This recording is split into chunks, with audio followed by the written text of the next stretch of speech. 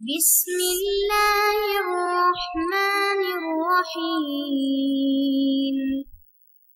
بسم اللہ الرحمن الرحیم۔ السلام علیکم ورحمۃ اللہ وبرکاتہ۔ عزیز طلبہ، امید ہے آپ تمام احباب خیر و عافیت سے ہوں گے۔ آج مسند امام اعظم کا سبق نمبر 209 ہے، اور اس سبق کے اندر ہم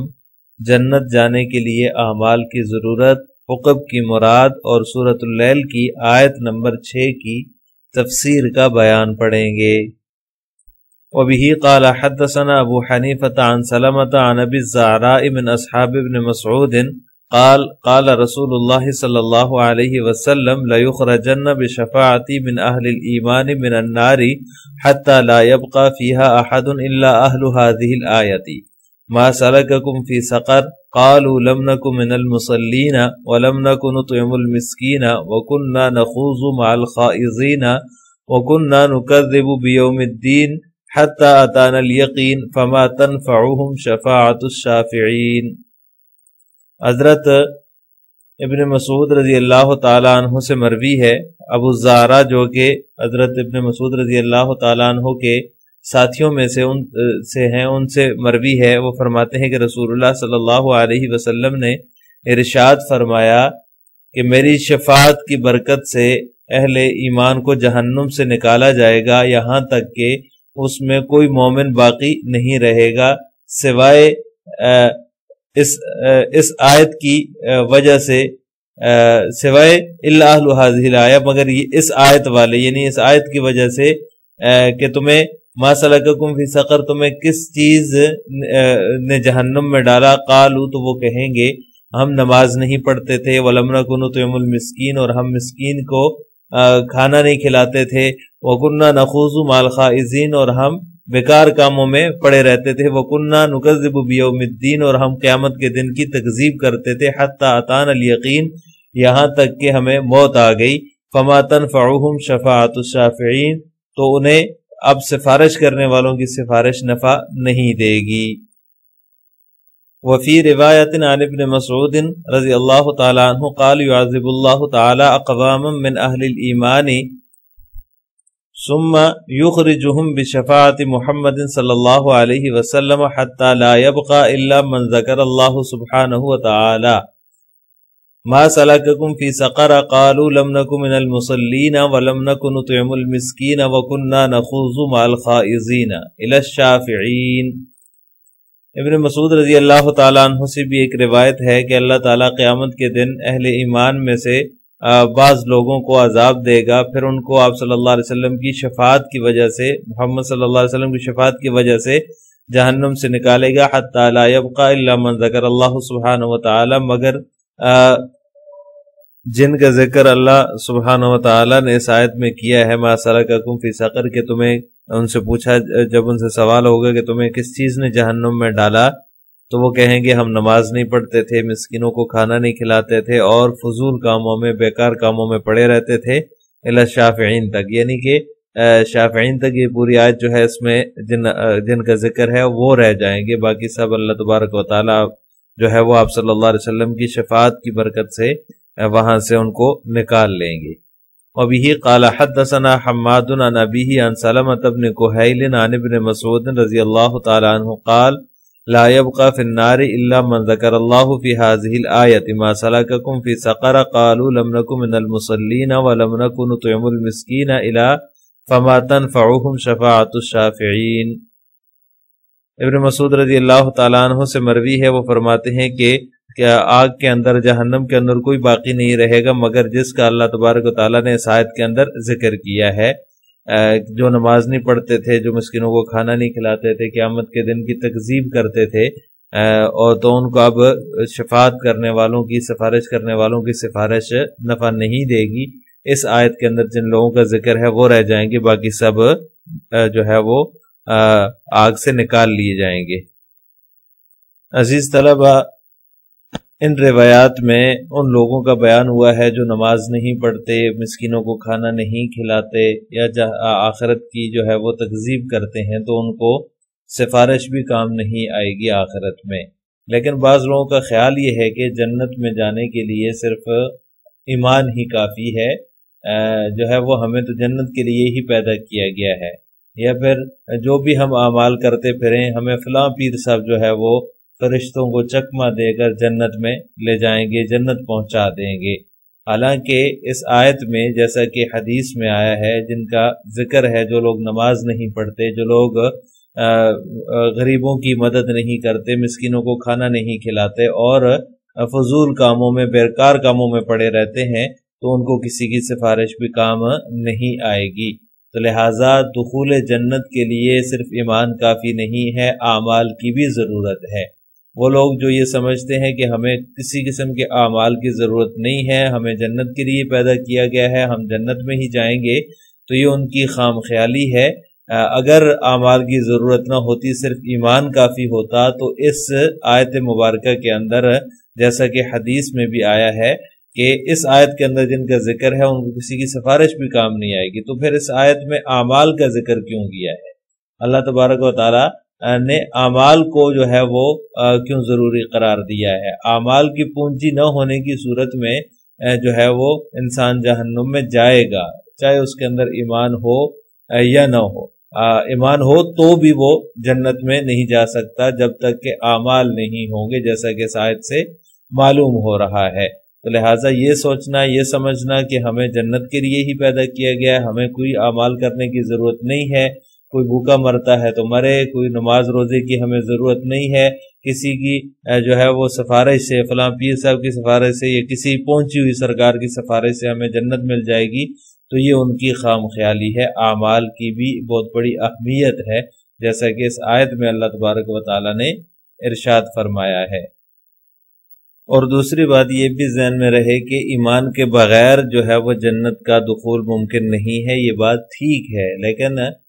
ایمان کے بغیر جو ہے وہ جنت نہیں جایا جا سکتا، جنت میں داخلہ نہیں مل سکتا۔ اس کا یہ مطلب بھی نہیں ہے کہ اعمال کی کوئی ضرورت نہیں ہے۔ یہ ٹھیک ہے کہ ایمان کے بغیر بندہ جنت میں نہیں جا سکتا، جنت میں جانے کے لیے ایمان کا ہونا ضروری ہے، لیکن اس کا یہ مطلب نہیں کہ آپ اعمال صالحہ چھوڑ دیں، آپ نیک اعمال چھوڑ دیں، اور ایمان اور عمل صالح یہ دونوں چیزیں ضروری ہیں، ان دونوں کا ایک مسلمان کے پاس ہونا ضروری ہے۔ تو لہٰذا یہ کہنا کہ صرف ایمان کافی ہے جنت میں جانے کے لیے، اعمال کی کوئی ضرورت نہیں ہے، یا پھر ہم کوئی بھی کسی قسم کے بھی اعمال کرتے رہیں تو ہمیں جو ہے وہ کسی کی سفارش کام آ جائے گی، فلاں پیر صاحب ہمیں لے جائیں گے، تو یہ اس سے بڑی خام خیالی ہے۔ ایسا نہیں ہے، ایمان کی بھی اہمیت ہے، ایمان بھی ضروری ہے، لیکن اس کے ساتھ ساتھ اعمال بھی ضروری ہیں جنت میں جانے کے لیے۔ وبه قال حدثنا حماد عن أبيه عن عاصم عن أبي صالح قال الحقب 80 سنة منها 6 أيام عدد أيام الدنيا۔ ابو صالح کہتے ہیں کہ حقب جو ہے وہ 80 سال کا ہوگا، منها 6 أيام عدد أيام الدنيا، کہ جس میں سے 6 دن دنیا کے سارے ایام کے برابر ہوں گے۔ عزیز طلبہ، اس روایت کے اندر حقب کی مقدار بیان کی گئی ہے۔ حقب کیسے کہتے ہیں اور اس سے کیا مراد ہے؟ جو قرآن کریم کی صورت ہے سورہ نبا، اس کی آیت نمبر 23 ہے، لابثین فیہا احقابا، کہ وہ جہنم میں کئی حقب رہیں گے۔ یہ کفار اور مشرکین کے متعلق جو ہے سزا کا بیان ہے اس میں، کہ وہ جہنم میں کئی حقب رہیں گے۔ اب اس سے کیا مراد ہے کہ کئی حقب رہنے کا کیا مطلب ہے؟ اس میں مفسرین کی کئی آراء ہیں۔ ویسے تو اس سے غیر معینہ مدت کی طرف اشارہ ہوتا ہے، اس سے مراد یہ ہے کہ غیر معینہ مدت کی طرف اشارہ ہے کہ جہنم کے اندر مشرکین اور کفار جو ہیں وہ غیر معینہ مدت تک رہیں گے، لیکن پھر بھی مفسرین نے جو ہے وہ اس کی مقدار متعین کی ہے، جیسا کہ بعض مفسرین فرماتے ہیں کہ حقب سے مراد 80 سال ہے، جس میں 6 دن دنیا کے تمام ایام کے برابر ہوں گے، یعنی کہ اس کے جو 6 دن ہیں وہ دنیا کے تمام ایام کے برابر ہیں، جیسا کہ اس روایت میں ذکر ہے جو بھی ہم نے متن میں پڑھی ہے۔ الحقب 80 سنة منها 6 أيام من عدد ایام الدنیا، کہ اس کے جو 6 دن ہیں وہ دنیا کے تمام ایام کے برابر ہیں۔ تو ایک رائے تو یہ ہو گئی۔ دوسری رائے یہ ہے کہ حقب سے 80 سال مراد ہے، اور سال میں 12 مہینے، مہینے میں 30 دن، اور ہر دن 1000 سال کا، یعنی کہ 80 سال حقب کے ہوں تو اس میں ہر دن 1000 سال کا، تو اس کی کتنی جو ہے وہ بڑی مقدار بنتی ہے۔ اب اس طرح کے جو ہے وہ جس میں ایک دن 1000 سال کے برابر ہو، جو دنیا کا 1000 سال ہے اس کے برابر ایک دن ہو، اس طرح جو ہے وہ مہینے میں 30 دن، اور جو ہے وہ سال میں 12 مہینے، اور پھر اسی طرح یہ 80 سال اس سے مراد ہوں، یعنی یہ والے 80 سال جس میں ایک دن 1000 سال کے برابر ہو، جو دنیا کا 1000 سال ہے۔ تو اس سے یہ مراد ہے۔ بعض مفسرین یہ رائے رکھتے ہیں کہ اس سے مراد وہ والے 80 سال ہیں جن میں ایک دن 1000 سال کے برابر ہوگا۔ اور تیسری جو رائے ہے مفسرین کی وہ یہ ہے کہ ایک حقب جو ہے وہ 17,000 سال کا ہوگا۔ اب یہ مختلف جو ہے وہ مفسرین کی اپنی اپنی آراء ہیں، ان میں سے کسی ایک رائے کو ترجیح دینا تو مشکل ہے، کیونکہ ان میں سے کسی ایک کی نسبت بھی جو ہے وہ آپ صلی اللہ علیہ وسلم کی طرف نہیں ہے، بلکہ یہ مفسرین کی ذاتی آراء ہیں، ان کی اپنی اپنی آراء ہے۔ بہرحال جو بھی اس سے مراد ہو، قرآن کریم کا جو اصل مقصد ہے وہی مد نظر رہنا چاہیے، وہ جو ہے مجروح نہیں ہونا چاہیے۔ یہ اصل میں کفار اور مشرکین کی جو ہے وہ سزا کی سختی اور طوالت کو اس میں بیان کیا گیا ہے، تو یہی اس سے جو ہے وہ مد نظر رہنا چاہیے۔ قرآن کریم کا جو اصل مقصد ہے انذار، اسی کو مد نظر رکھنا چاہیے، اس کو مجروح نہیں کرنا چاہیے۔ حقب سے چاہے وہ 80 سال مراد ہوں، ایسے 80 سال جس میں ایک دن 1000 سال کا ہو، یا جس کے 6 دن دنیا کے تمام ایام کے برابر ہوں، یا پھر یہ کہ ایک حقب 17,000 سال کا ہو، جو بھی مراد ہو، قرآن کریم نے جو ہے وہ کفار اور مشرکین کی سزا بیان کی ہے، اور مقصد قرآن کریم کا انذار ہے، ان کو جو ہے وہ آخرت کے عذاب سے ڈرانا اور راہ راست کی طرف لانا، دین حق کی طرف لانا، تاکہ وہ اس طویل عذاب سے بچ سکیں۔ وبه قال حدثنا ابو حنیفة عن ابی الزبیر قال قرأ على رسول اللہ صلی اللہ علیہ وسلم قرئ على رسول اللہ صلی اللہ علیہ وسلم وصدق بالحسنى قال لا الہ الا اللہ۔ ابو الزبیر سے مروی ہے، وہ کہتے ہیں کہ نبی کریم صلی اللہ علیہ وسلم کے سامنے وصدق بالحسنى کی تلاوت کی گئی، قال لا الہ الا اللہ، تو آپ صلی اللہ علیہ وسلم نے حسنہ کا مصداق جو ہے وہ لا الہ الا اللہ کو قرار دیا۔ عزیز طلبہ، اس روایت کے اندر سورۃ اللیل کی آیت نمبر جو 6 ہے وصدق بالحسنى، اس آیت کا مطلب بیان کیا گیا ہے کہ اللہ تعالیٰ نے اس آیت میں تصدیق حسنہ کا جو ذکر فرمایا ہے اس سے مراد کلمہ توحید ہے، لا الہ الا اللہ، کہ جو شخص کلمہ توحید کا اقرار کر لے، تصدیق کر دے، صدق دل سے اللہ تبارک و تعالیٰ کو جو ہے وہ معبود مان لے اور وحدہ لا شریک تسلیم کر لے، اور پھر اس کا اظہار بھی کرے، موقع آنے پر اعتراف بھی کرے، یہ نہ ہو کہ منافقین کی طرح اندر سے کچھ ہو اور باہر سے کچھ ہو، یا مشرکین کی طرح اس کی تصدیق ہی نہ کرے، تصدیق سے ہی کورا ہو، تو پروردگار عالم جو ہے اللہ تبارک و تعالی کا یہ وعدہ ہے کہ اللہ تعالیٰ اس کی مشکلات کو دور فرما دیں گے، اس کے لیے آسانیاں فرما دیں گے، اس کی پریشانیوں کو حل فرما دیں گے، اس کی بیماریوں کو، جتنے بھی اس کے مسائل ہیں،